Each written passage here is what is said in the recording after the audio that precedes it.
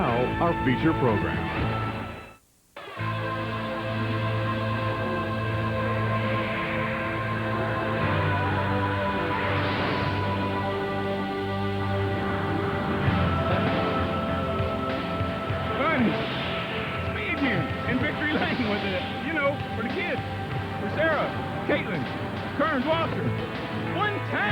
Drove my heart out, baby doll. Drove my heart out. For you. Now wait. My close. For you. Well, Darrell Waltrip, tremendously challenging driver. One of the young lions you've come across. Really. Uh-oh, we've got a problem.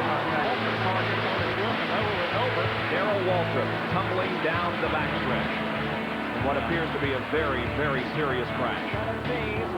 Darrell Waltrip, he's done it. I won the Daytona 500. I won the Daytona 500.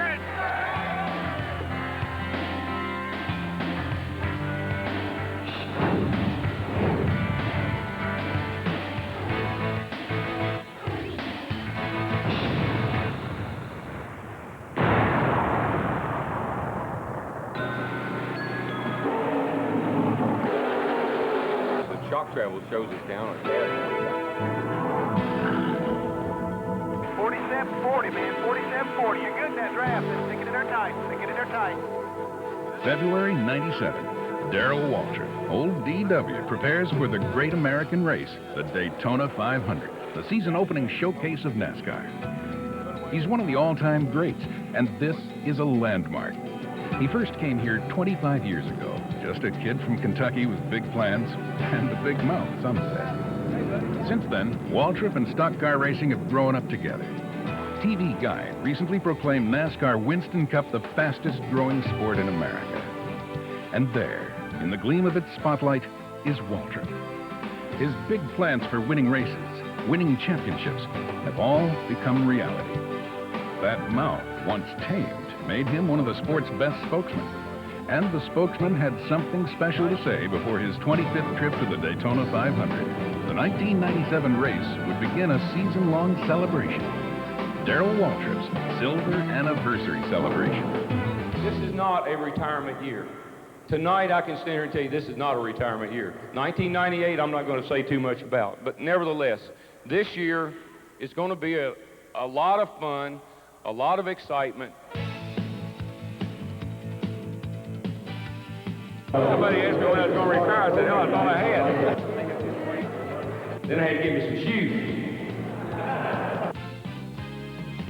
Typical Waltrip. Amid a media uproar, the flashiest personality in the sport unveils the flashiest NASCAR racer ever built.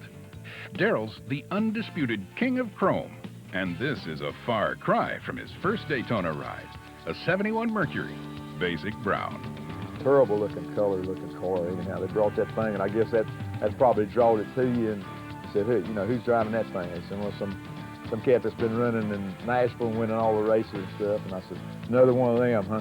I got that Mercury and went to Texas with it the first time, not in a cup race, but a sportsman race, a bush race. Sat on the pole, led the race, the motor blew up. Won a big USAC race at Nashville. Led the race at Talladega as a rookie. Finished third at Nashville, finished sixth here in Charlotte. All that in '72 when I was still just kind of getting started. Fast, if not flashy, the Mercury was the product of a cocktail party conversation between two wealthy executives, Bill Elmer and Frank Rader. They ran the pipeline company that was the economic lifeline of Darrell's hometown, Owensboro, Kentucky. Well, Frank, how much would it cost to get a car in the Daytona 500? And I mean, it was like Christmas, you know. I just thought, you know, this is a lot of talk. Frank said, I don't have any idea. And they asked me, I said, I don't know. I said, but it costs a lot. So anyhow, long story short, they said, well, find out how much it'll cost. So I called a friend of mine, and we called Holman and Moody, and they got a car for sale, and it's $12,500, and we buy a car. And that was my start into Winston Cup racing. It's a Cinderella story. Small-town boy gets a big career break.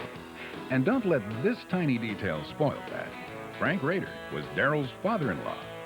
They'd come a long way since Frank's daughter Stevie first went out with the kid from the other side of the tracks. I raced. So, you know, if you race, you don't, back in those days, dirt track racing, kind of T-shirts, cigarettes rolled up in your sleeve. You know, not the most reputable occupation to have, a race car driver. In contrast, Stevie's aristocratic family had a summer home in Nantucket. One weekend, a young beau from up north came to visit her in Owensboro. The same weekend, Darrell decided to ask her out. Stevie had to say no. This is big. Telling me, I asked her what she was doing Friday night. I don't care what you're doing Friday night. I want to take you out to the movie Friday night. And you're telling me you got something to do? That just didn't happen. Stevie had class and the most beautiful car her gearhead suitor had ever seen, a brand new Olds 442. When Stevie and her date rolled into the local drive-in, the snub DW hatched a plan. So we go down, I ask Stevie, I say, hey Steve, can I show my buddies the engine in your car? Sure. Pops the hood. I get under the hood of the car, we're looking around, I take her coil wire out. And I had to be home at a certain time, like 9 or 10, and it was getting to be that time, and Rob actually turned started the car and it wouldn't start. Well, she is panicking because she's got to be home at 10 o'clock. The car won't start, and this guy over here, he's still sucking on his vanilla Coke. He ain't got a clue how to get it cranked. So here I come to save the day. Darrell comes over and he says, "What seems to be the problem?" And my hero in shining armor comes and fixes the car. I mean, I won her heart right there. Stole her coil wire, put it back in, got her car running. She gets home, not late. I'm a hero. Next time I call her, there's no question about it. We are definitely going out. Their courtship was like a Kentucky dirt track, short and bumpy. Christmas Eve, for example, Darrell knew he had a date, but dallied in the local pool hall. And I'm late. I got all this Hard Rock candy, and I got Christmas presents, and I'm going to Stevie's. And I'm coming out Old Hartford Road, and I'm doing 100 miles an hour, and this is a little old 2-lane road. Adding to the drama, a pursuing highway patrol car. I decided if I turn off my lights, he won't know where I went. Smart, huh? Pretty cool. Turned off my lights. Next thing I know, and I was running 100 miles an hour. Turned off my lights, and next thing I hear is gravel flying. Turn on my lights, and I have missed the turn totally. I'm going up a dirt bank. I'm up at the top of this dirt bank. The next thing I know, I flip over, and you won't believe where I landed. In Stevie's front yard. Upside down. Cops, cars, blue lights, Hard Rock candy, Christmas presents. It looked like Santa Claus had crashed in her front yard. I mean, I'm laying in her front yard. And her daddy and her mama and her sister and all of them are standing at the top of the hill looking at them put me in a patrol car and haul me off. By this time, Stevie's dad had begun to see something in young Darrell, and it scared him to death. I think Darrell and I had been going out for maybe a month. And he calls me, and we're sitting in his bedroom, and he says, "Steve, that young man has marriage on his mind." And I laughed. I said, "Well, Dad, he does not. And even if he did, I don't." Good eye, Frank. Within 9 months, Darrell and Stevie were honeymooning in a borrowed car on a maxed-out credit card and $70 cash. They returned to Darrell's apartment to find an eviction notice. Seems he'd spent the rent money racing. But things quickly looked up for the newlyweds. Somewhere between the suspected hoodlum who first dated his daughter and the rising star for whom he'd bought a fast brown Mercury, Frank Rader found a friend and became a Darrell Waltrip fan. I'm racing Salem, Indiana, 100 lapper up there on Sunday. And a couple of Frank's friends asked him would he like to go to the race and watch us race. So he comes to the race in Salem, sets in the grandstand, and lo and behold, I win the race. I mean, it's a beautiful story. I win the race, and he's up in the stands, and we're down on the front straightaway, and there's Stevie, and we're holding the trophy, and they're taking our pictures, and he's up in the stands saying, "That's my son-in-law. That's my son-in-law down there, and that's my daughter right there. That's my daughter, and that's my son-in-law."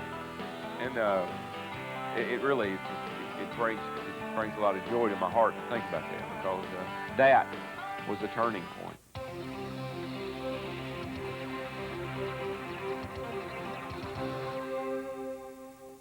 Daytona is it's like Christmas.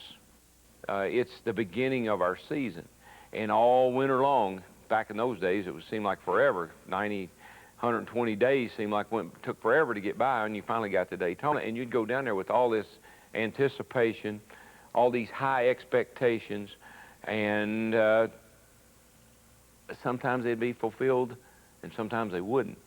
Christmas maybe, but Darrell's first few tries at the 500 were like a brightly packaged box of rocks. And we're all riding along, and I got this 77 Monte Carlo Gatorade car, and we're riding along there together, and my car's handling better than theirs, but because it was a big old boxy Monte Carlo, I couldn't just pull out and pass.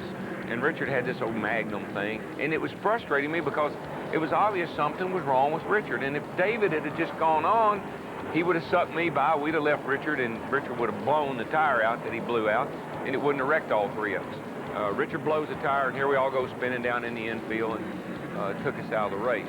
So that was a very, that was another one that I had the better car if I'd just been in a little bit better situation. The Daytona Santa finally found Darrell's door in 1979, and it was a big surprise. For the first time in history, the race was live, flag to flag on national television. Half of America snowed in on this Sunday, tuned in to find Darrell struggling. So we fight this thing all day long. It's run on 7.5 cylinders, basically. We'd lost a lobe off a camshaft, didn't know it at the time. So I'm struggling. I mean, I can't even hardly keep up. He obviously wasn't going to win, but caution flags and some heroic pit work kept Darrell in the top 5. And I said, look at this. This is going to be great. I'm going to finish 4th, 5th, I don't know, but I'm going to get a good finish.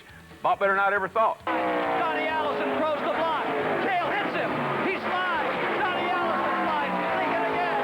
They climb in the turn. They're hitting the wall. You see smoke, and you see dirt and mud, grass. Everything's flying all over the racetrack. You get down there, and it's, man, that's Donnie and Cale. Man, they're leading the race. Man, but if I get by Richard, I can win this thing. Third, here they come. Waltrip trying to slingshot. Petty is out in front at the line. Waltrip wins it. And Darrell pulled up beside of me, and I've never seen anybody as tickled in a race car. I mean, he was jumping up and down in the race car with his seatbelts on, just waving and jumping and laughing. I mean, just as if he'd won the race. I'm about to jump out of the seat. The crew's all excited. I'm all excited. Everybody's happy because we finished second on 7 cylinders. Never had a clue we'd even finished the race. Come back around, slow down, and man, they're having one whale of a fight over in the 3rd turn.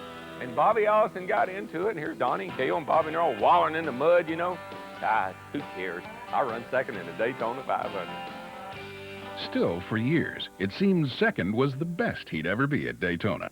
Blew an engine, I think, in 81, and had something happen in 82.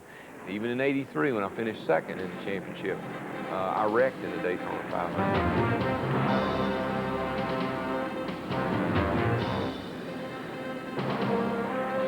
1989, 10 years after his runner-up finish to Petty, Waltrip is back, this time in number 17.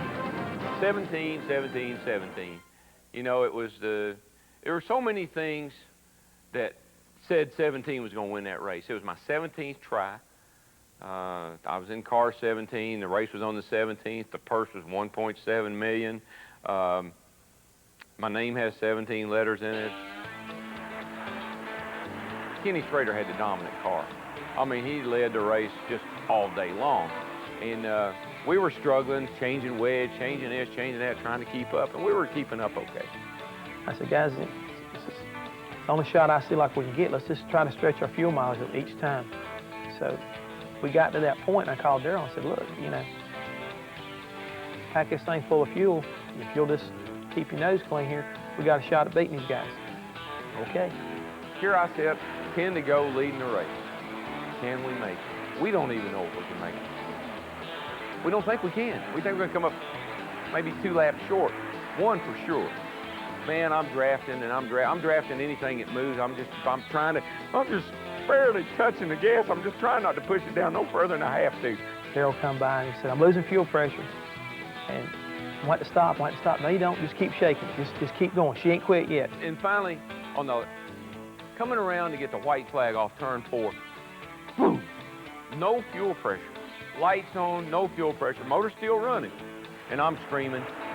When I come off 4, I said, I'm coming in, because I thought I was out. But just about the time I got ready to come in, she picked up enough and she, and away she went, took off again. That whole last lap is that way. It just down to nothing and stay there, and it pick up a little, and down to nothing and pick up a little. God, it seemed like an eternity waiting for that car to come up off of turn 4. But I won't forget when he got up off of 4. He said, I'm gonna make it. I'm gonna make it. I'm gonna make it. He just, and it was like, you know, it was just, it got bigger, and it was just, you know, the greatest thing I think we've ever had happen to us at that point in time. I knew how bad he wanted to win the Daytona 500. The Daytona 500 belongs to Franklin, Tennessee's Darrell Waltrip. He's done it. How it made it, I'll never know. It didn't have, you couldn't take a Kleenex and wipe the fuel out of the bottom of it. That's how dry it was. It was a darn, and I mean, you talking about emotional. It's your first Daytona 500. And here you are, you just, man, I mean, you're up, you're down. Oh, you're up, you're down. And then finally you won. I mean, golly, I couldn't believe it. I won the Daytona 500. I won the Daytona 500. Darrell, how long? Wait. This is the Daytona 500, isn't it?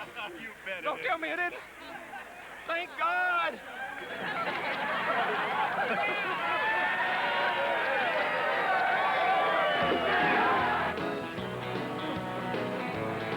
Warming up.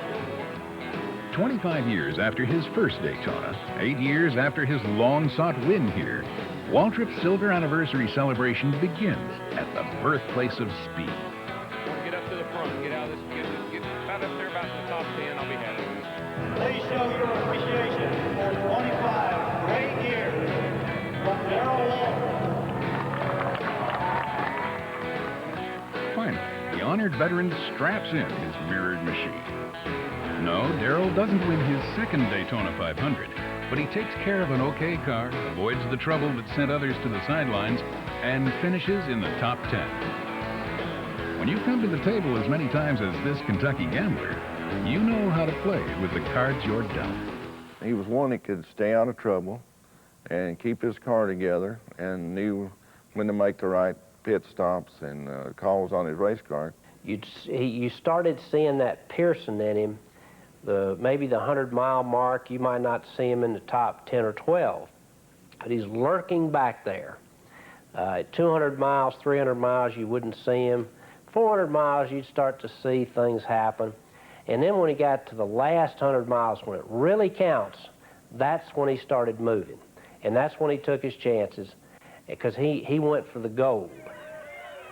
Indeed, this brash but talented kid from Kentucky was destined to collect a lot of gold. But his career path was not always a rainbow.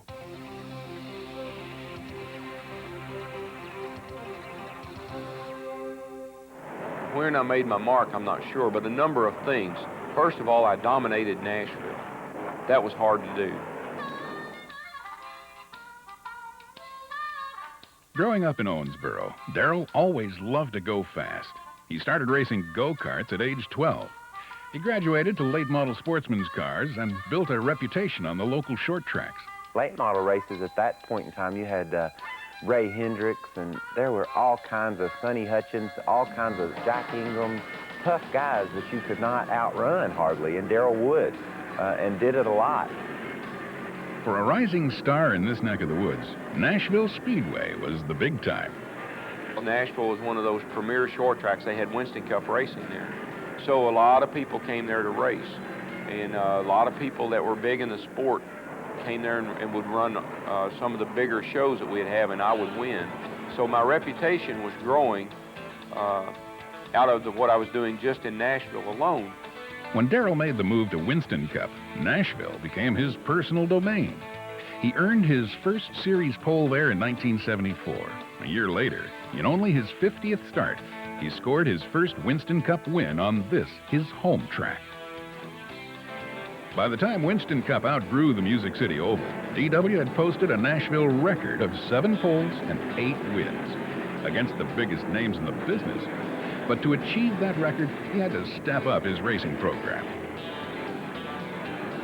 People had the impression that I had this golden spoon in my mouth because my father-in-law was a big CEO of a company that sponsored my car, but they didn't give me a lot of money. He could only justify doing so much. So anyway, 75 comes along. I finally win a race, and I'm down at Daytona, and I was in Nashville like in May, and in July I'm at Daytona, and I finished 4th in the Firecracker 400, and Bill Gardner and Jim Gardner are waiting for me when the race is over. I passed Donnie on the last lap. Owners of the successful Dyguard racing team, the Gardner brothers proposed to fire one of NASCAR's legends, Donnie Allison, and replace him with this promising newcomer. Donnie Allison goes up high on the wall. Looks like he broke loose, and Darrell Waltrip slides under him and takes over second place. Darrell, meanwhile, was breaking new ground, chasing a sponsor from outside the automotive world. Stokely Van Camp was pushing a hot new product called Gatorade. I said, if I get Gatorade and Gardner together, Bill Stokely and Bill Gardner together, there's my sponsorship. There's a great deal for both of us, and I'm going to reap the benefits. It's a win-win.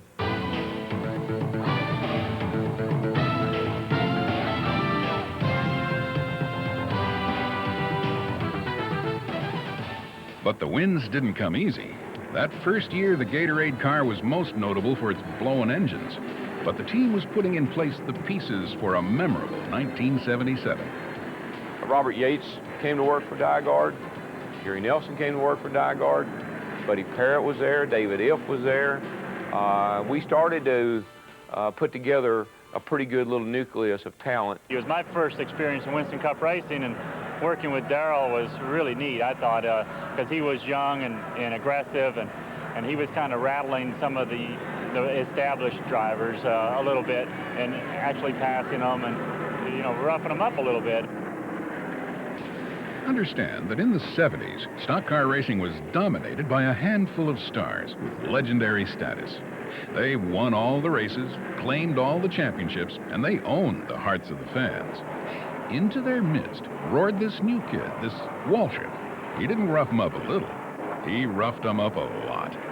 Here's the word from NASCAR. They say that 88 passed 1 on the way to the caution flag. Allison got caught in traffic, and apparently Waltrip passed him. So the checkered flag is going to come out, and this should indicate victory for Darrell Waltrip. There you go.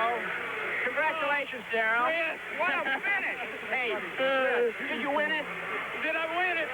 Damn right I won it. On the last, well, wasn't the last lap. Well, hey, just let me tell you, when I'm about 50, I'm going to sit down and tell my grandkids how I won the Darlington 500. That was my first super speedway win, and left there and went right to Talladega, won there the very next week, holding off Cale and Benny and Donnie and all of them on the last lap, and beating Richard on the last lap at Darlington. I went to Michigan and beat Pearson on the last lap there. I mean, 77 was a great year, incredible year. 6 wins, 4th in Winston Cup points. Incredible indeed. And here comes Waltrip down on the inside, and he moves right ahead of Donnie. And 78 was even better. 6 more wins, and 3rd in the year-end standings. Fueled by big bonuses from R.J. Reynolds, Winston Cup had become the premier championship in American motorsports. And by mid-season 1979, Darrell was poised to capture the coveted crown. I had a 300 and some point lead in like July or August. And I had won 7 races, lots of money, bought me a brand new airplane. Baby, I was on a roll. I was the hottest thing in racing. If you didn't believe me, just ask me. And Richard was sitting there kind of nipping away, you know. And I was making fun of him everywhere about, oh, that old guy, he ain't gonna do it. He can't beat me. I think they got to sitting on the lead of the point championship and said, okay, all we got to do is just finish the races and stay out of trouble, and we'll be able to win a championship. Well, we looked at it the same way we always look at championships. Say, you know, the faster you run, the better you run, the more races you win, the better chance you got to win the championship. From that point on, I was leading the Southern 500 by a lap with 50 laps to go. And the crew was telling me to slow down, slow down. Ah, leave me alone. I know what I'm doing. I'm going to lap these guys again. And, I mean, I was just driving like a bat out of Hades and hit the wall. I went to Wilkesboro, had the fastest car at Wilkesboro, led the race, made a bad pit stop. I was mad because we made a bad pit stop.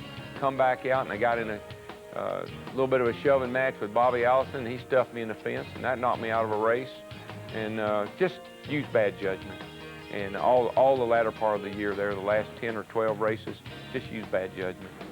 By the season's finale at the old Ontario, California Speedway, the Dygard team had blown their huge point lead.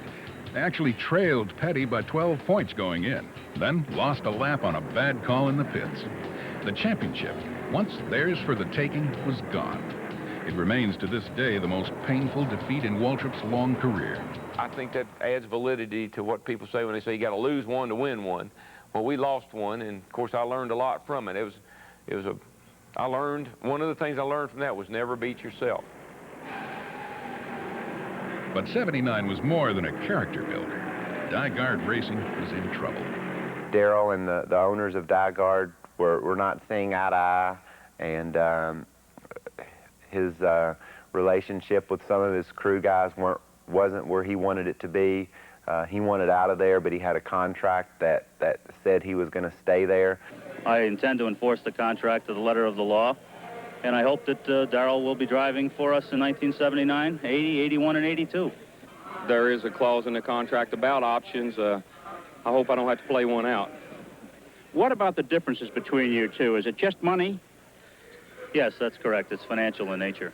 Money wasn't a factor that I was personally concerned about the future of our team. I'm thrilled to death with my sponsor and the people that work on my race car. They do a tremendous job for me. My dispute is with my car owners, and I'm not happy with the way they run the business. Inside, the Dygard chemistry was rapidly going sour.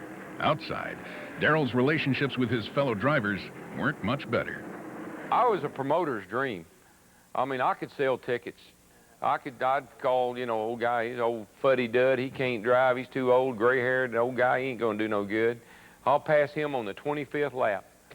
If a guy out-qualified me, they'd say, how long before you take the lead? I'm gonna take the lead on the 33rd lap, and I'd lay back and I'd take the lead on the 33rd lap, just prove I could. The Cassius Clay of motorsports, Waltrip made a lot of enemies. When he blew that 79 championship, falling very publicly on his face, not many people felt sorry for him. Jeff Hammond, on the days before he and Darrell joined forces. I got news for you. I never enjoyed beating anybody any more than I enjoyed beating Darrell, because he liked playing the psychological game even back then. He liked the talk. Remember one day at Richmond, I think he kind of spun me out up there. Anyhow, me and him had a few words when the race was over, and you know, we did that a couple other times, but I think that was the first time I'd really confronted him on anything, and you know, he woed down for a while, and then he got his nerve built back up and started doing it again.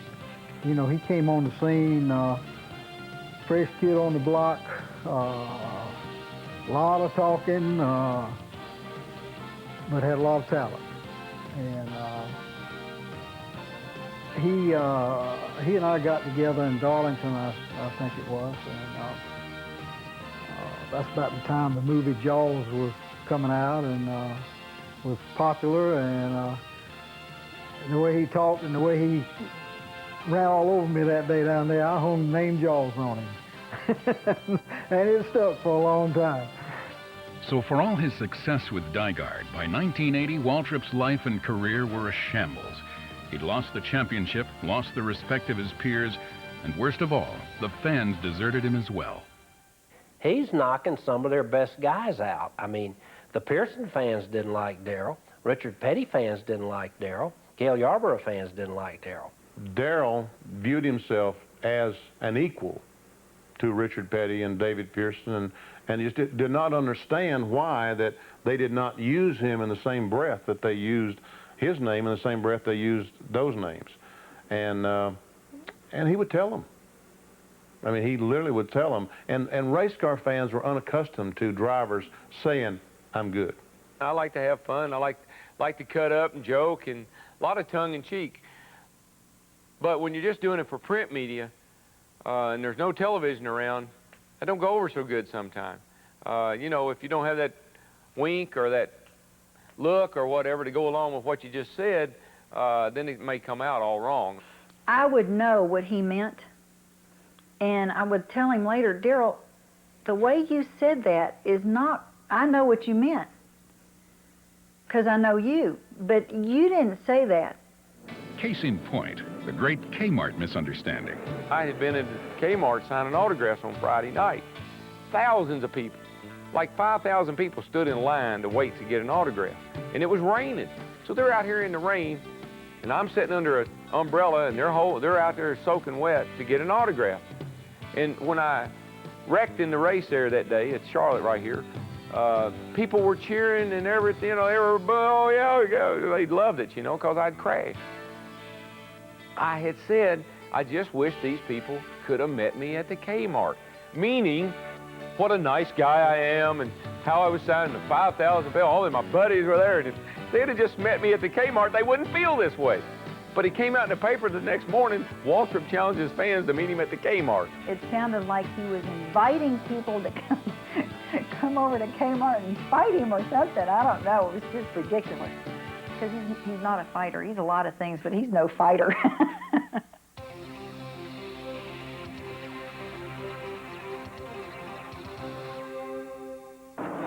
came here last August and saw the track for our first time on our honeymoon, and we talked about it and said, well, we got to come here and see Darrell race. I'm a big Darrell Waltrip fan. I just come down here to see Mr. Bristol race here at Bristol Speedway. When the Silver Anniversary Tour rolled into Bristol, Tennessee, it was something to see. They gave Waltrip presents, made him Grand Marshal, even named a grandstand after him. Yeah, it was quite a fuss. But then no driver in stock car history had dominated a single track quite like DW did this place. I'll never forget going to Bristol. I was listening to the radio, and every driver that they interviewed, and this is a long time ago, and this was like just a local radio station. Oh, I hate Bristol. I don't know why they don't just dig it up, or I don't know why they don't make a pond out of it, or blah, blah, blah, blah, blah. This is the hardest race on the circuit. This race will kill you. There ain't nobody can win, you know, just on and all negatives about Bristol. I made up my mind right then, before I ever won a race there, I will dominate this track. Dominated doesn't do justice. 12 times, Darrell conquered this, the toughest short track on the circuit.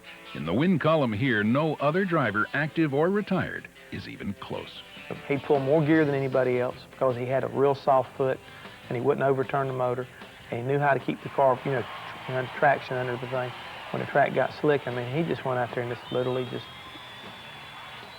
killed the competition. He was just so much fun to watch. You know, the big thing you have to credit the driver more than anyone else, because the driver's the one that basically calls the last shot on the car setup, pit stops. He's the one that keeps it out of trouble on the racetrack. So you have to credit him so much for having that kind of success there. It looks like Darrell Waltrip is the class of the field. He's just a master. He's just a master of that racetrack. Here's Waltrip off of corner number 4, and the checkered flag waves. Darrell Waltrip has won the Bud 500 at Bristol. The Bristol stop on the Silver Anniversary Trail was special for another reason. Darrell raced with a paint job, recalling the glory days of the Budweiser Chevy, a tribute to Junior Johnson. Though no longer active, Junior is a stock car icon, a legendary moonshiner turned racer, and later, a car owner who ruled over a racing dynasty from tiny Ingle Hollow, North Carolina. In 1981, this original racing good old boy teamed up with the fast-talking, media-savvy corporate spokesman-to-be, the one called Jaws. It was culture shock, and it was magic. The first time Darrell drove Junior's car at Bristol, he won, and then he won 6 more times here in a row. Such phenomenal performance made Bristol a symbol of the Johnson-Waltrip racing marriage. But before that relationship could be consummated, there was that pesky matter of DW's 5-year contract with Dygaard. Just before the start of the failed '79 championship run, Darrell had become the first driver to race under a signed contract. Now, he wanted out.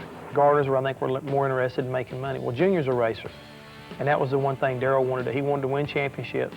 The straw that broke the camel's back was when Cale came to me in 1980, early on in 80, and said, I'm going to be leaving Juniors at the end of the year, and he wants you, and he wants you bad. You need to talk to him. Talk led to action, that groundbreaking, controversial DW kind of action. He became the first NASCAR racer to very publicly buy his way out of his contract. It cost me $325,000. I got 100 from Junior, I got 100 from Pepsi, and I put up 100. And then at the last minute, Gardner said, oh yeah, you owe me 25 more because you're in the Busch Clash and you'll probably win it, which I did. So I had to give him another 25 at the last minute. But it didn't matter if it had been 3.5 million. I was going to walk if I could, and I was going to put a deal together to get out of there. Two things, I wanted to get away from there, but the other thing was I knew when I drove that 11 car, it was all over. Just, it was like cha-ching. I knew things were fixing to happen. They were going to be big, and they were. I mean, I just looked at the money I spent there as an investment in my future, and it was a darn good one. Return on that investment came quickly. Darrell won the third time he climbed into Junior's Buick, sponsored by Pepsi's Mountain Dew brand. Then, the Dew crew made it 2 straight at Rockingham. I'm flabbergasted. Are you surprised to see yourself in victory lane? I didn't know we were leading the race, and Junior came on the radio and said, run like hell, you know, and I thought he meant maybe for a spot or something, you know. Had no idea it was for the win. I owe it everything to the crew. They did everything. It's unbelievable. The Mountain Dew pit crew and Junior Johnson, they just did a fabulous job for me. I can't say enough for them. What's this? A humble and considerate Darrell Waltrip? What happened to Jaws? Such was the effect of driving for Junior. I think Junior and his wife Flossie were a very steadying factor in Darrell and Stevie's life. Junior's real laid back. Some of that probably rubbed off a little bit on Darrell. Perhaps, but Darrell's intensity remained. One of Junior's young mechanics, Jeff Hammond, picked up on that right away. I was used to working with Cale, and he was so laid back compared to Darrell. A lot easier to make happy, a lot easier to satisfy. Darrell was very much a very particular person. He is to this day. He never likes the idea of saying the first time you run the car just because it's fast, that's the best way to be. He's always wanting to try and make sure that I've got the best combination. And he was that way even then. But Darrell making waves at the shop was a minor concern. This team was going places. We had the best engines, we had the best car, had the best car owner, had the best race car driver, and had the best pit crew. So it was hard for us to accept getting beat. I mean, when you're 28, 30 years old, whatever I was, that's when you're ready, baby. Just, it didn't matter. The car didn't have to handle it, didn't have to run. I'll carry it if I had to. And Junior was a motivator. He was good for me. I was kind of like a diamond in the rough. I was pretty raw, but he knew I had a lot of talent, and he knew he could harness that, and he did. Did he ever? In their first 8 races together, Junior and Darrell won 4. Everyone was ecstatic, except Bobby Allison. Like Petty, Pearson, and Yarborough, the leader of the Alabama gang had endured his share of Darrell Waltrip. And now, the kid was hooked up with Junior, another favorite foe of Allison. The two teams were destined to square off in a championship brawl. So here we got this brash young guy from over the hills over there saying all these things, and here you got Bobby Allison, you know, Mr. All-American hero, superstar race driver, well-established. And the interesting thing, all the battles that they had, I used to almost laugh about it sometimes. Particularly, I can recall one particular race that they got into a real battle down at Darlington with. And I mean, there was bumping, and they both looked like each other's cars because they just swapping paint all over the place. And there were tire marks all the way down both cars. I thought, Darrell Waltrip looks just like Bobby Allison did when Bobby Allison was in his 7th or 8th year racing. Maybe that was it. Maybe Darrell and Bobby were too much alike. Whatever the reason, the racing story of the early 80s was Waltrip versus Allison for the Winston Cup title.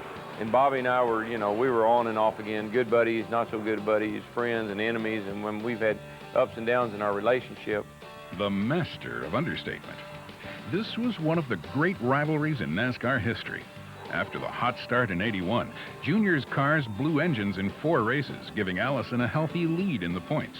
Then, the pendulum swung the other way. From Bryan, Texas, in June, we went out there and blew up. Darrell was a little upset, and we went to Riverside, but we sat on the pole and won the race. And from that point till we got back to Riverside, Bobby Allison never beat us again. The Dew crew was hot. In 8 races, Waltrip won 4 times and never finished out of the top 10. Allison could feel the heat. We continued to run hard every week, thrashed the cars. Darrell drove his heart out, and we went into the September race in Dover, Delaware. We had just got the points lead back.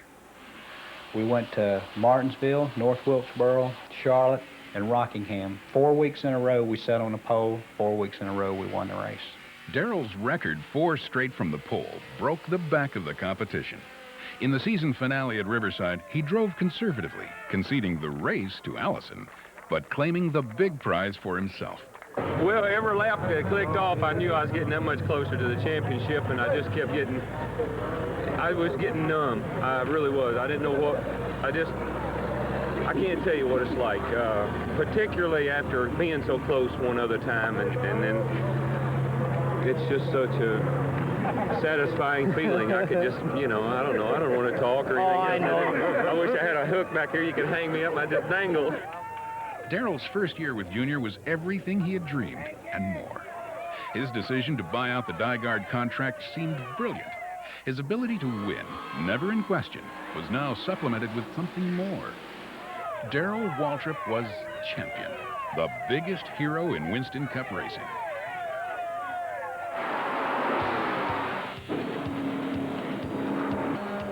The following season, the Waltrip-Allison rivalry took on a new dimension. Bobby signed with Dygaard, Darrell's old team. See, he drove for Junior, and he never won a championship driving for Junior. And I drove for Dygaard, and he almost won driving for Junior, almost won driving for Dygaard. So he wanted to prove to me and to everybody else that it was my fault we didn't win that championship in '79. And I wanted to prove to him that if you should still, everybody said if Bobby used his head and kept driving for Junior, he'd have won a gazillion races. So it was a real personal thing. There was also change within Junior's operation. Tim Brewer moved on, and Jeff Hammond stepped up to become Darrell's crew chief. We had a good group of guys up there. Mike Hill and Doug Richard was there, and Gilbert Connolly, just a whole group of guys. Henry Benfield, but the main entity was Junior and Darrell. We just kind of rallied around them because we believed in what they wanted to do. They were the keys, but at the same time, they had enough faith in a lot of guys who really were nobodies. And I think that we played over our heads that year. The pace being set by Bobby Allison. Right behind him is Darrell Waltrip. The '82 battle bore remarkable similarities to '81. After winning 5 of the first 10 races, Waltrip's team slumped and fell behind Allison. Then came another late-season charge. In the pivotal stretch run, Darrell erased a 147-point Allison lead in just 4 races. Darrell was at his best. I mean, that's when he started getting on Bobby. He started really harassing him and got into him mentally as well as their team. And like I say, it's just like you could watch them, they started unraveling. I mean, everything started to kind of fall into place. Battling his former team, Darrell found additional motivation. The mountain boys against the city slickers are what it about come down to. And the more pressure we applied to them, I knew they would because they did it with me. They choked.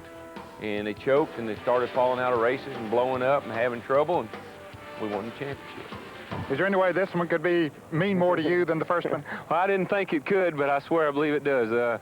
Things that have happened to us, and again this year having to come from behind, and we've had a great year with 12 wins. Yeah, it does mean a lot more to me, and I believe next year that it'll mean even more. And I just thank God that I've been able to find myself in a situation where I can do my thing. Bobby was a lot like Darrell. He couldn't believe that anybody could beat him with the equipment he had and the people he had. And we were doing it. There was not a whole lot he could do about it. And it was like, constantly, well, he's cheating, or he's doing this, or he's doing that. And yeah, I think that's what they really got. They got too much worrying about how we were beating them. And it made it easier for us to beat them. With 24 wins and 2 championships in his first 2 Junior Johnson seasons, Waltrip was at the top of his game. But the '83 season brought big change. Mountain Dew Green was gone. The Pepsi-Cola company replaced it with their title brand, emblazoned across a bright yellow Chevy they called the Pepsi Challenger. The car debuted at Daytona.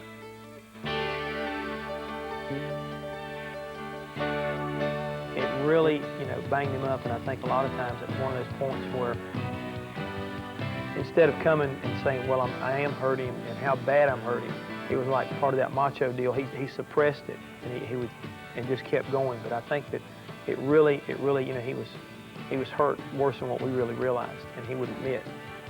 By North Wilkesboro, Darrell was back in winning form, but the damage was done. He won 6 races that year, but the late season charge came up short. Allison claimed the championship by a scant 47 points. For '84, another change. The famous Budweiser colors graced Junior's car, and Darrell took them to victory lane 7 times.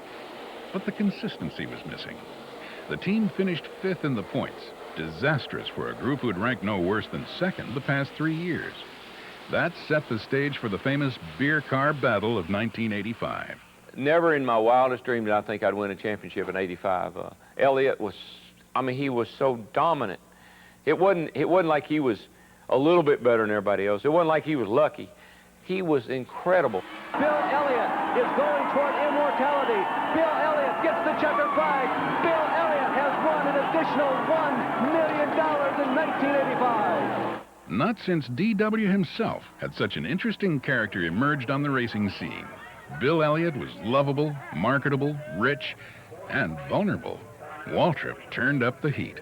I think after they won that Winston Million, they had a couple of failures. The rear end went out somewhere and the motor had a problem. And first thing you know, we kicked off 100 points at a time or a couple of weeks in a row, and we were breathing down their collar. And once again, if you let me get close, I feel sorry for you. Because once I get close, I will figure out a way to beat you. It may be in the newspaper, it may be on television, it may be just right face to face, but I'll figure out a way to beat you. Playing the media like a fine fiddle, Waltrip applied to the press-shy Elliott the same pressure that had beaten Bobby Allison, with the same results. From 206 points back, he closed the gap in just 4 weeks, taking the lead for good at North Wilkesboro. They did everything that year you possibly want to do, and including winning that Winston Million, but they didn't finish the job, and we were there and we did. Thus did Darrell earn 3 championships in 5 seasons, one of the most productive streaks in the history of the sport. In 6 seasons with Junior, he netted 43 wins, more than half his career total. Success derived from focus. All I had to do was drive. That was my job, was to drive that car. I didn't have to worry about the team, I didn't have to worry about the money, I didn't have to worry about anything, just drive that car. And that made things so good for me, so easy. He had the ingenuity and the technology and the resources, and I had the talent, and we put it all to good use.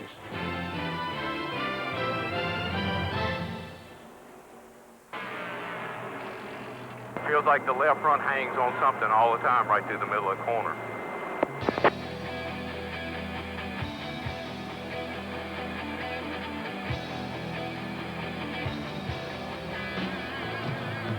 At Bristol '97, DW's tribute to the Johnson era was plagued with problems. The team struggled mightily through practice and qualifying. I can hardly drive the car. Need to put a little power steering fluid in that thing, might help too. The culprit, a faulty steering rod. That's an easy problem to fix, but chasing it all day put the team way behind. The final practice, the so-called happy hour, was their only chance to catch up. All right, let's get it on up some more, John. Get this left front tire off so we can find out what's wrong with your. Hurry up now, let's go. It's chattering the front end a little bit. Just the tailpipe turn is the only thing hit? Something hit, I don't know, feel like a cross member. That's right in front of the car, just a little bit. She's hitting the right side over on the cross member. That right front shock is just too mean. 10-4, we copy. This kind of team effort has been a Waltrip trademark. Whether the car was an ugly brown Mercury, a Junior Johnson Chevy, or a kaleidoscope in chrome, Darrell's guys always hustle to make it best. It's just we got to have everybody thinking about that one key thing we can do. And coming in under green, man, adjusting air pressure and getting in and out is going to be big. And we know that. So if I'm screaming, turn your radio down. I mean, I'm going to be screaming, I'm so loose I can't drive this thing. I'm going to wreck it. I'm going to back it in the wall. If y'all don't put 9 rounds of wedge in it, put the track bar down and do something. Okay, DW. I got it. We'll work on it. We'll fix it. Then I'll go back out. You don't have to see me for a while.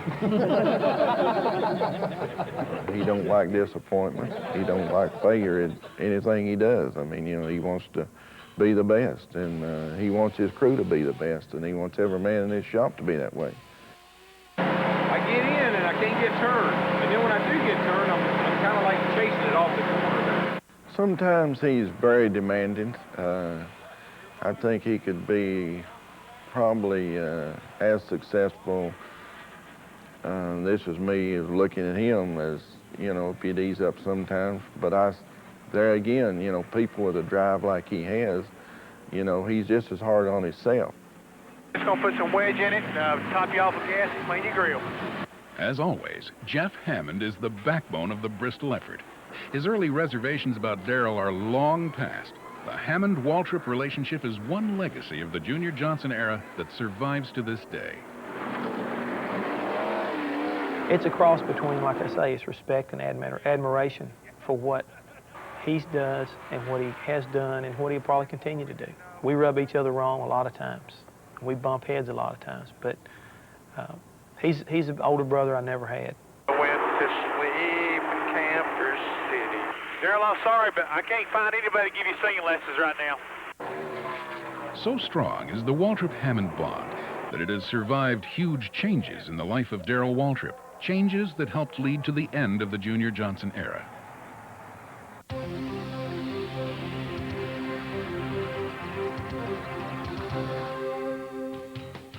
In the 80s, Charlotte, North Carolina became the hub of stock car racing.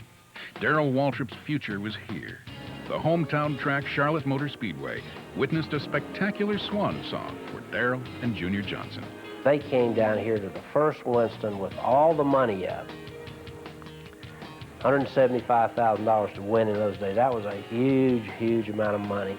The Winston was a stock car racing breakthrough, the equivalent of baseball's all-star game. A major step in the growth of the sport. Naturally, Waltrip was center stage and the center of controversy. I mean, the car was just awesome that day. And right there at the end, he made his patent, and we call it, you know, his Harry Gant move. He just drove by Harry on the outside going into one, and Darrell just always runs a really great line into one at Charlotte, so he just blew by him on the outside and went on and won the race. And then as soon as he crossed the start-finish line, the motor turned loose, and it's just like, you know, it don't get any better than this.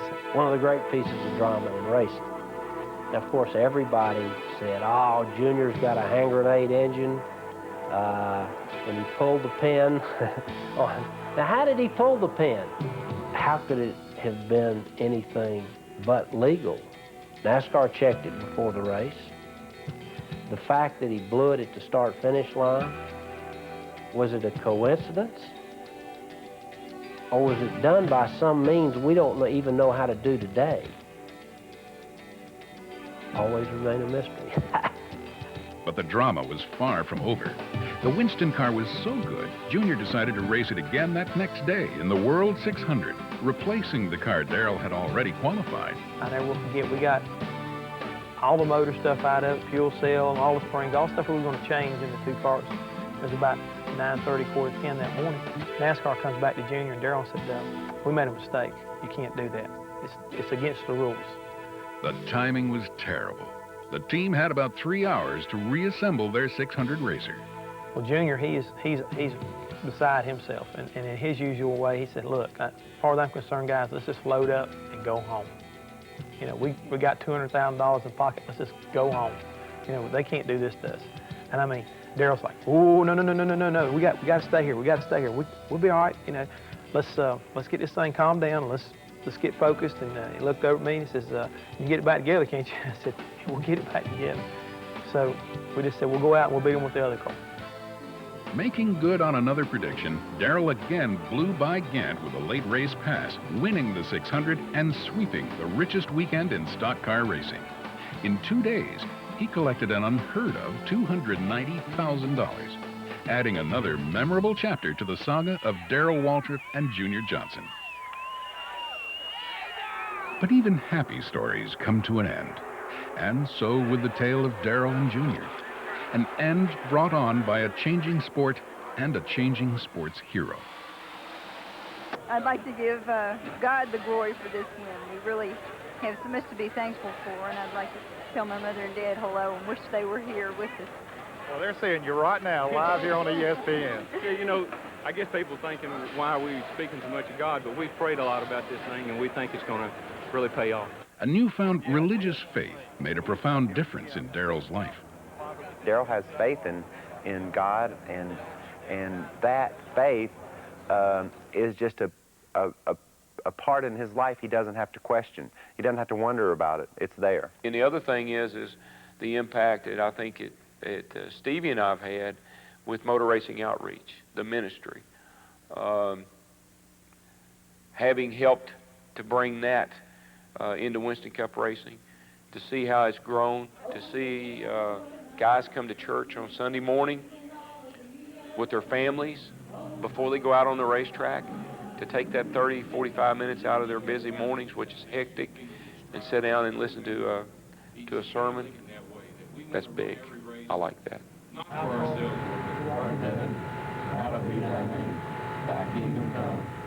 They say you have priorities. You have God, you have family, and then you have whatever it is you do. And I never knew that for many, many years. I had it totally in reverse. I had tunnel vision. It was what I did, and I don't care what anybody else does. And I don't care how it affects my family, and I don't care if it affects God one way or another. So having gotten that turned around to where it's God, family, and my occupation, I guess I'm most thankful for that I finally feel like at my age, I've finally got my priorities straight. Meanwhile, back at the shop, the Junior Johnson operation was also changing. Junior became one of the first to embrace the now popular multi-car team concept. Darrell, usually the pioneer, didn't like it. Warren Hodgson showed up and bought half the team, and we ended up with a two-car team, and all of a sudden that thing deteriorated to where I needed to move on to something else. I'd changed my lifestyle considerably, and I was going in a different direction personally, and Budweiser wasn't the right sponsor for me. And people were coming and saying, you need to get out of that Budweiser car. And I'm saying, I don't want to. I like driving for Junior. They're the best sponsor in racing. And I don't have an option. Then suddenly, almost miraculously, an option emerged in Charlotte. Now the headquarters of the sport, Charlotte houses most of the top teams, including Hendrick Motorsports. Rick Hendrick, one of America's most successful car dealers, was building the prototype for big league stock car success. A first-class organization, magnificently equipped, abundantly sponsored. He and Darrell were talking. The Hendrick offer was enticing. Darrell wanted a squeaky clean sponsor, and it doesn't come any cleaner than this.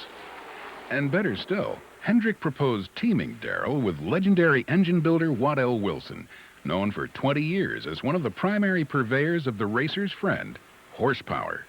Tide, Rick Hendrick, and Waddell Wilson. I mean, that's a dream come true. Dream team. Amid great fanfare, the Dream Team made its debut at Daytona. 1987 was a dream, all right. A bad dream. No, worse than that. It was a nightmare. We made one major mistake in 1987. We said we were going to win every race.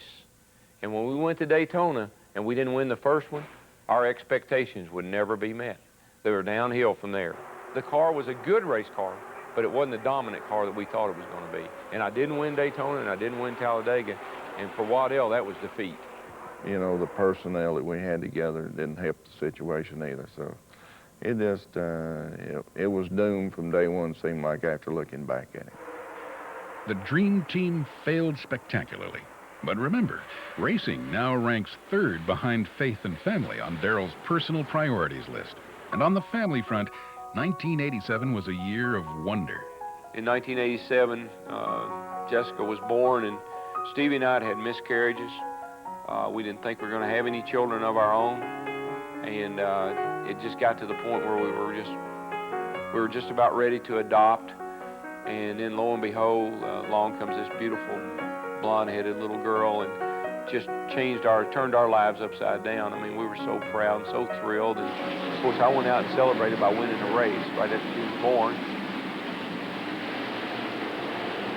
This morning, they delivered a rose with a message on it from Jessica, my new little daughter, and it said that God had blessed her with a great daddy, and that for me to win the race for her today. So I had a lot of pressure on me. Don't misunderstand. That win, that celebration of Jessica's birth, was not a dream team revival. Instead, it was a reunion of old friends. Waddell Wilson was gone, and in his place was Jeff Hammond. Darrell had convinced his old mate to leave Junior Johnson, come to Charlotte, and jumpstart the Tide ride. The reunion produced 2 more wins in '88, then the coveted victory at Daytona. '89, I won the Daytona 500, and that really, and I got to go on the Letterman show, and I went to the White House, and I was getting a lot of good exposure, plus I was running really good every week. Ahead lay another blessed event for the Waltrip family, the birth of Jessica's sister, Sarah. To celebrate, Darrell won another race. Honey, it's me again in Victory Lane with the, for the kids, for Sarah, Caitlin, Kearns, Waltrip. One time, drove my heart out, baby doll, drove my heart out for you. Now wait, come closer, for you. Look. I wasn't able to go to the race, obviously, so I was sitting in our home on the couch with a friend, and I think my sister was here with me too, and my parents, and we're sitting there, and Darrell's won the race, and then he comes on, and it's this most incredibly personal, intimate kind of conversation he's having with me, and it was wonderful. It was, I love seeing that on tape. Always makes me feel good. You get in the car, and I'll stand right here. How's it? Family is high priority, making this one of the proudest moments of the silver anniversary celebration. At Charlotte, Darrell and Stevie were recognized for their work with the Speedway's children's charities. Darrell is a great humanitarian. He is a person who has done a lot for a lot of people that nobody knows anything about. And that's one of the things I love about him. His love of the sport is there, and that's very recognizable. But I think that more than anything, you see his love for his family, and that means as much to us as anything, to see that someone is that caring, and that's what it's all about, is your family. And I think Darrell Waltrip probably epitomizes the phrase family man. And Stevie has, from the beginning, been right there with Darrell, scoring his car in the pit and so forth. So she's seen it all. She's lived it all. I keep records of pit stops, how much gas we use, when we need to pit next. And that sort of evolved from when we had our own car, like in the early 70s, and we had just a few number of crewmen, and it saved us, I don't know, $50 or $100, whatever you have to pay someone to do that on Sundays. The oldest of 5 children, Darrell learned young to appreciate his family. Michael followed in Big Brother's racing footsteps. When he won the '96 Winston, Darrell darn near beat him to victory lane. And when Darrell came in, he was jumping up and down and real excited for me. And after the race, the media said, "Well, what did he say?" And I said, "Well, he said, 'I love you, man.'" And that's what he said, And it was fun, and I was real proud that he was there, that he came to victory lane to see me enjoying that big night. Of course, the biggest fans of the Waltrip boys are Leroy and Margaret, Dad and Mom. They can't make all the races like they used to, but Dad gave DW an anniversary surprise by showing up unannounced at Martinsville.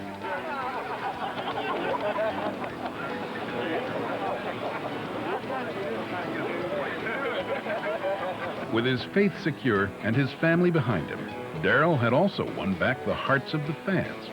from the early 80s when Darrell went with Junior till to the late 80s, there was pretty much a total turnabout in Darrell Waltrip as far as the fans saw.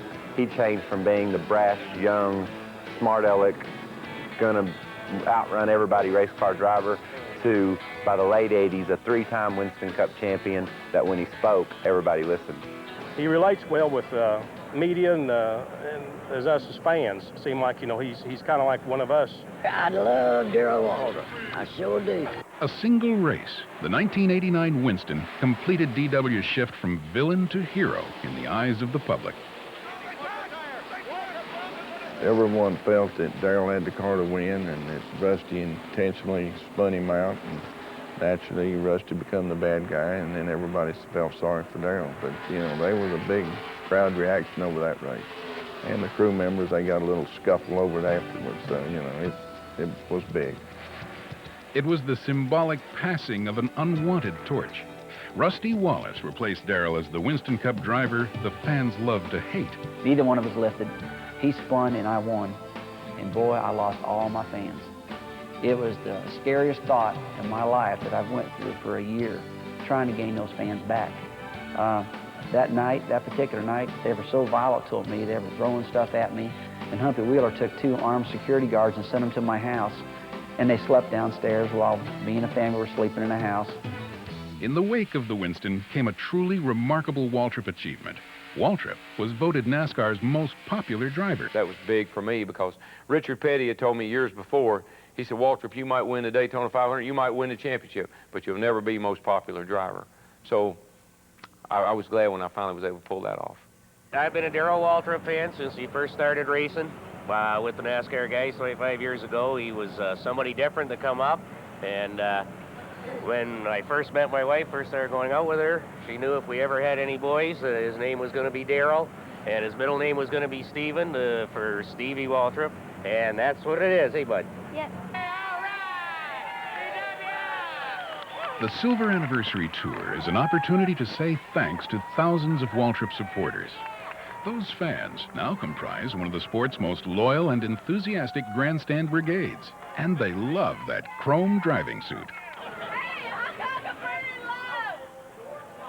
This celebration of shine is vintage Waltrip, a flashy display of personality made possible by the fact that Darrell not only drives number 17, he owns it. The late Alan Kulwicki had started a trend, drivers owning their own car. Darrell started down that path in 1990, but started badly. During practice at Daytona, oil on the track triggered a multi-car crash.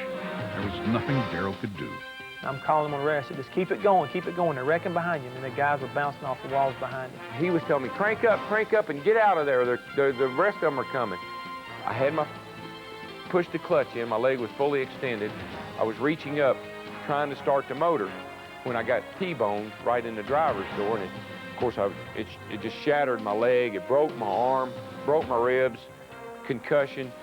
Putting Darrell back together took a pile of hardware you can't buy at Western Auto.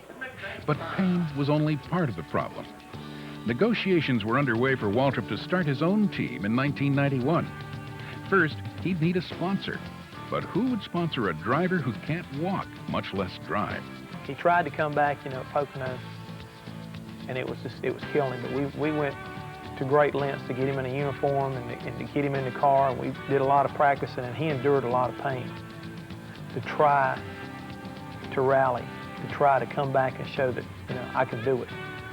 And that's one of the things that sticks out about him in my mind is the heart that he showed through all the pain. I think it was about 10 or 12 weeks of rehab to overcome the injuries I had, and I got back in the car first time at Richmond and run third. And I've had some good finishes at the end of 90. I didn't win, but I finished third there, and I finished fourth over here at Charlotte. I think I finished fourth at Atlanta. So I came back with a vengeance because people said, he's done, he's history, write him off. As always, Darrell loved proving his critics wrong. But those 1990 heroics also demonstrated his worth to that potential sponsor. He put together a team with a sponsor like Western Auto who went with him even though he was walking around on crutches after he'd broken his leg at Daytona. And he paid them back right quick by winning at North Wilkesboro and winning a couple of more times in that 1991 season. Darrell Waltrip comes down and wins the first Union 400 at North Wilkesboro. I won North Wilkesboro in my own car with my own sponsor, starting from scratch. And that was, you can't imagine the relief that I felt from winning that race. I knew we were close. I knew we were close at Darlington. Then I knew we were close at Bristol. But I said, golly, are we just ever going to keep getting close and never pull one off? But today was the day, and I'm just, man, I'm so happy. This is better than Daytona. I don't care if it ain't Daytona. I love it. 3 months later, back at Daytona for 4th of July weekend, deja vu. Uh-oh, we've got a problem. Waltrip car gets on his roof and over and over. Darrell Waltrip tumbling down the backstretch in what appears to be a very, very serious crash. I hear Darrell say, I'm in trouble. And you know, I can't remember for sure, but I think he was leading or had been leading. He was right up front and very competitive. So he goes from being in front of me and doing really well to going on the backstretch and saying, I'm in trouble, I'm in big trouble. It bothers me now. And then there was nothing. There was just silence.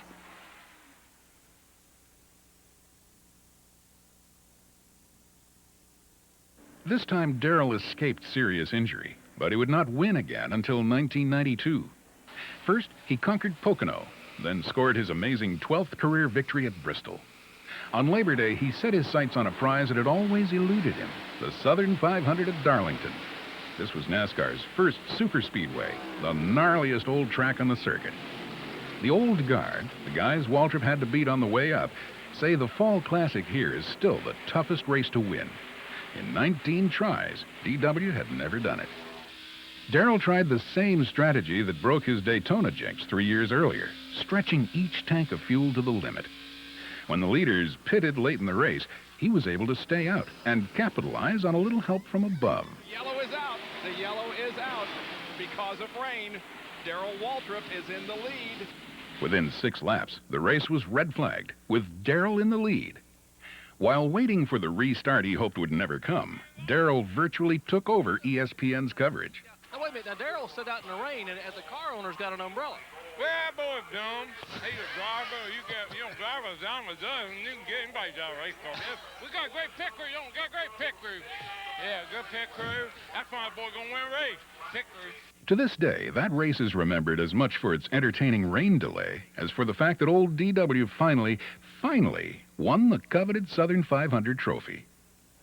That was Darrell's 84th trip to Victory Lane, tying him with old rival Bobby Allison for 3rd on NASCAR's all-time win list. As for the television antics, they were a hint of things to come.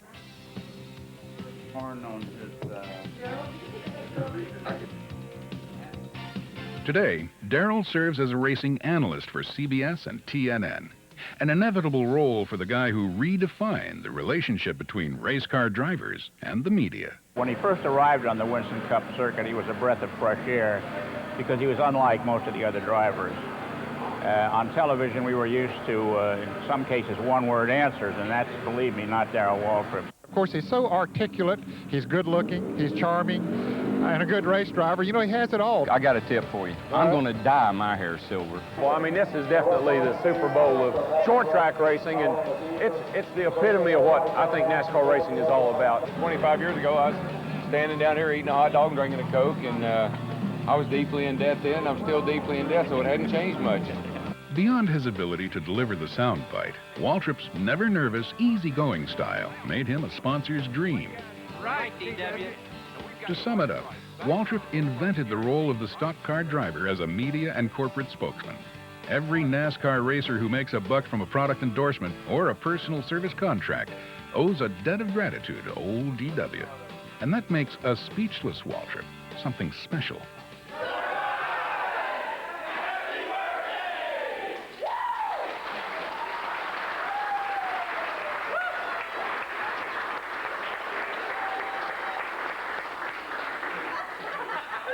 Just prior to the start of his silver season, a surprise 50th birthday party for the fastest mouth in motorsports. It looks like you were surprised. Oh, That's man. the first time that you've been kind of speechless. I know, in 27 years. Don't expect many such moments. Darrell is seldom at a loss for words. His outgoing and articulate nature and a quarter-century of success in the upper echelons of NASCAR combined to make him a true spokesman for the sport. It's a great asset that we like to leverage, whether he's winning or not. That's what's important, is because, you know, he still has fun. He still makes the sport and his profession entertaining and fun for the people that are following it, as well as for the people that are participating in it. People don't remember a lot of the things that Richard Petty has said, or David Pearson, but a lot of people remember what Darrell said. Darrell came at a time where the sport was changing, and he helped to change it and mold it into what it is today. And even though he's a few years older now, he's still able to carry on here in the 90s and be part of the sport and be a good spokesperson. And he does carry on. Through half the history of NASCAR, Darrell Waltrip has been one of the sport's most colorful characters, one of its most successful drivers.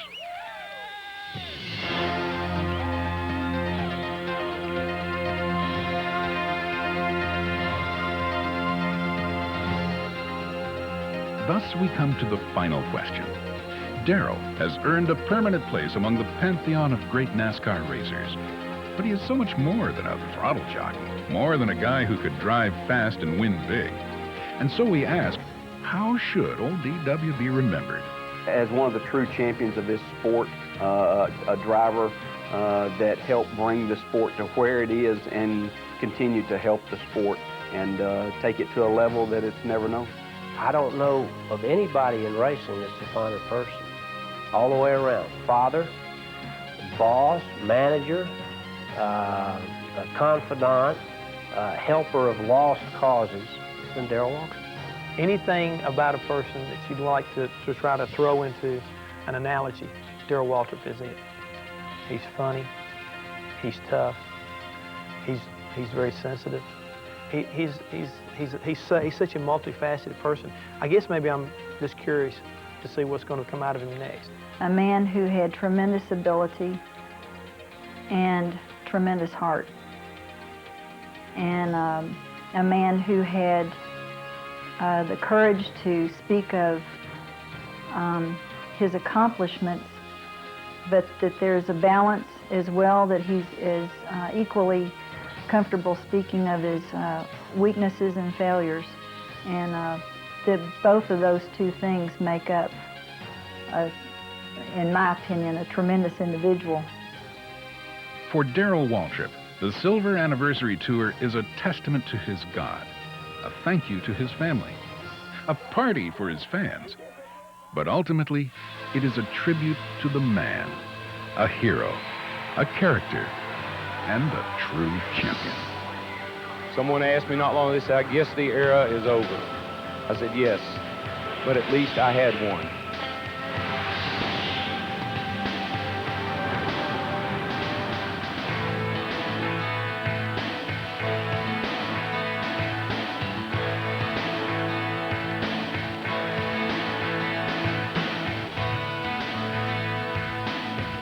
One time, drove my heart out, baby, dog. Drove my heart out for you.